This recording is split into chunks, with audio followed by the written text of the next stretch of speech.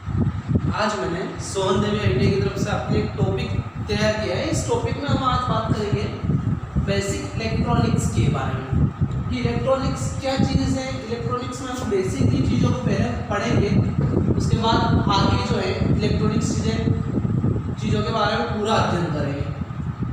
First सबसे पहले आपका आता है इलेक्ट्रॉनिक्स। क्या आता है? इलेक्ट्रॉनिक्स। तो इलेक्ट्रॉनिक शब्द की उत्पत्ति जो हुई है वो हुई है आपके इलेक्ट्रॉन से, जिसे हम पढ़ते हैं स्टार्टिंग चैप्टर में अणु, परमाणु, नाभिक, प्रोटॉन, न्यूट्रॉन जो होता है। परमाणु का केंद्रीय सघन भाग जो होता है, परमाणु का सेंट्रल भाग जो होता है वो नाभिक कहलाता है। उसके अंदर आपका प्रोटॉन होता है, जो अंतराण्विक बल प्रोटॉन व न्यूट्रॉन जो होता है वो आपका क्या है, अंतराण्विक बल के द्वारा नाभिक से बंधा होता है। इलेक्ट्रॉन जो होती है ये चीज, ये आपकी क्या होती है, चारों ओर चक्कर लगाता है, नाभिक के चारों ओर चक्कर लगाता है। तो इलेक्ट्रॉनिक शब्द की उत्पत्ति हुई है इलेक्ट्रॉन से। इलेक्ट्रॉन न्यूनतम द्रव्यमान रखता है। सबसे पहले तो इसका द्रव्यमान जो है, इसका मास जो है वो है आपका बिल्कुल कम रहता है, मतलब न्यूनतम रहता है। दूसरी जो चीज है आपकी वो है ऋण आवेश होता है। इस पर जो चार्ज होता है वो कौन सा होता है आपका, नेगेटिव चार्ज होता है। प्रोटॉन पर पॉजिटिव चार्ज होता है।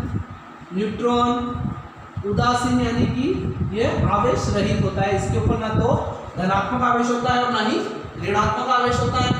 इलेक्ट्रॉनिक शब्द की उत्पत्ति इलेक्ट्रॉन से हुई है। इलेक्ट्रॉन का द्रव्यमान भी न्यूनतम होता है, उस पर ऋणावेश होता है।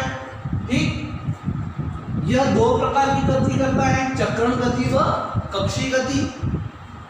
नाभिक के चारों ओर चक्कर लगाता है तो वो दो तरीके से लगाता है, चक्रण के रूप में और कक्षीय के रूप में। ठीक है, तो यह अपनी चक्रण और कक्षीय गति के कारण विभिन्न प्रकार की प्रक्रियाओं, यंत्रों, उपकरणों आदि का मूल आधार माना जाता है। इलेक्ट्रॉनिक शब्द की उत्पत्ति इलेक्ट्रॉन से हुई, जिसका न्यूनतम ऋणावेश होता है, जिसमें न्यूनतम द्रव्यमान होता है और इसकी कक्षीय चक्रण गति के कारण ही ये अनेक प्रक्रियाओं में भाग ले सकता है। यंत्रों, उपकरणों में इस चीजों में इनका प्रयोग किया जाता है। इसके प्रवाह के आधार पर इलेक्ट्रॉन कितनी स्पीड से प्रवाह होंगे और कितनी कम गति से प्रवाह होंगे, उससे और कम गति से कितने प्रवाह होंगे, उसी के आधार पर वैद्युतिक पदार्थ जो इलेक्ट्रिकल मटेरियल होते हैं उसमें इसका यूज किया जाता है। जैसे चालक जो होता है उसमें मुक्त इलेक्ट्रॉन्स बहुत अधिक होते हैं, जिसके कारण क्या होगा, उसका मुक्त इलेक्ट्रॉनों का प्रवाह बहुत अच्छा होता है, इसलिए वो चालक पदार्थ कैटेगरी में चला जाता है।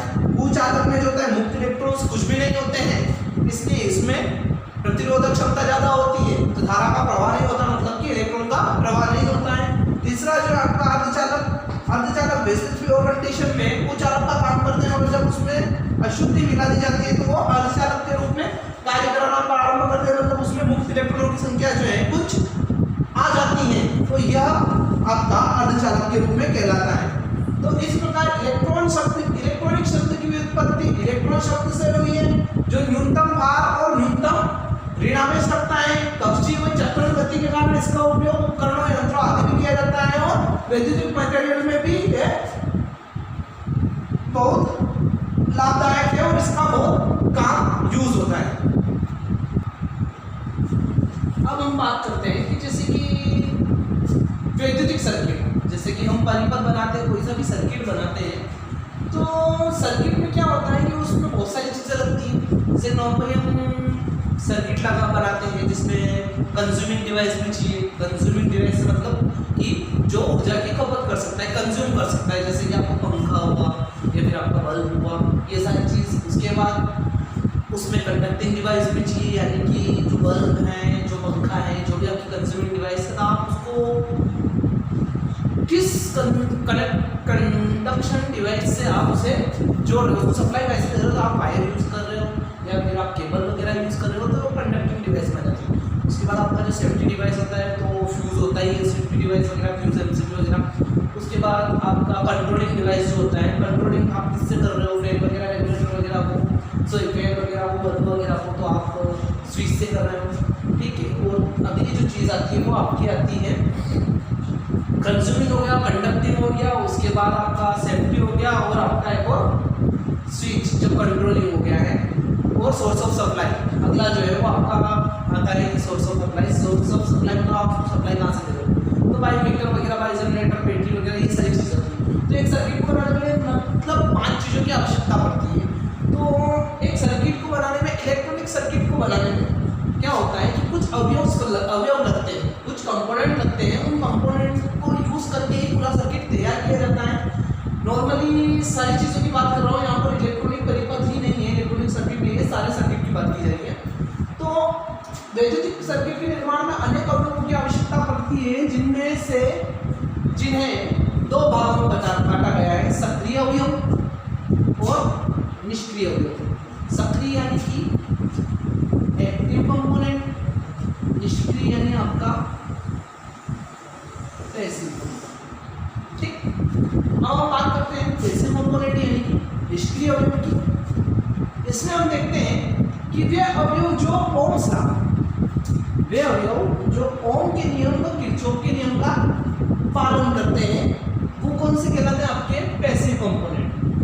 वे अवयव या वे कंपोनेंट जो ओम के नियम और किरचॉफ के नियम को फॉलो करते हैं, वो आपके पैसिव कंपोनेंट कहलाते हैं।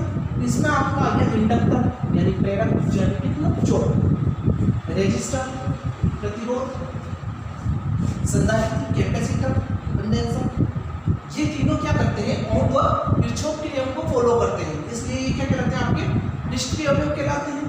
उसके बाद ये अपने अंदर ऊर्जा को स्टोर करते हैं, मतलब ये अपने अंदर ऊर्जा को एकत्रित करते हैं। धारा और वोल्टेज के रूप में ऊर्जा को उत्पन्न नहीं करते, ये धारा और वोल्टेज के रूप में ऊर्जा को उत्पन्न नहीं करते, सिर्फ अपने अंदर उस चीज को स्टोर करते हैं। ठीक है, उसके बाद ये स्वयं विद्युत संकेतों की प्रोसेसिंग में सक्षम नहीं होते, यानी कि विद्युत संकेतक जो है, डिजिटल इलेक्ट्रॉनिक्स वगैरह जो चीज होती है, उसमें ये सक्षम नहीं होते, बल्कि सक्रिय अवयवों के प्रचालन में सहायता करते हैं। मतलब जो सक्रिय अवयव हम आगे पढ़ेंगे, उनको चलाने के लिए ये सहायता प्रदान करते हैं, न कि विद्युत संकेतों की प्रोसेसिंग करने में सक्षम होते हैं। और आपका पैसिव कंपोनेंट जो होता है, यानी कि निष्क्रिय अवयव जो है, उनका व्यवहार कौन सा होता है, रेखिक, यानी कि लाइनर उनका व्यवहार होता है। एक बार और वापस हम पढ़ लेते हैं। अवयव को 2 भागों में बांटा गया है, एक्टिव यानी कि आपका सक्रिय, निष्क्रिय यानी कि पैसिव। ठीक है, पैसिव यानी निष्क्रिय। ठीक है, निष्क्रिय अवयव किसे कहते हैं, जो ओम और किरचॉफ के नियम को फॉलो करते हैं, आपका निष्क्रिय अवयव कहलाता है। ये अपने अंदर ऊर्जा को स्टोर करते हैं, न कि धारा और वोल्टेज के रूप में एनर्जी को प्रोडक्ट करते हैं, प्रोड्यूस करते हैं, न उसे उत्पन्न नहीं करते हैं। ठीक है, उसके बाद ये विद्युत संकेतों की प्रोसेसिंग में भी सक्षम नहीं होते हैं, बस ये सक्रिय अवयवों को चलाने के लिए सहायता प्रदान करते हैं। पैसिव कंपोनेंट का व्यवहार जो है वो आपका रेखिक होता है, और इसके जो उदाहरण है वो आपके हैं प्रेरक यानी इंडक्टर, प्रतिरोध और आपका कैपेसिटर।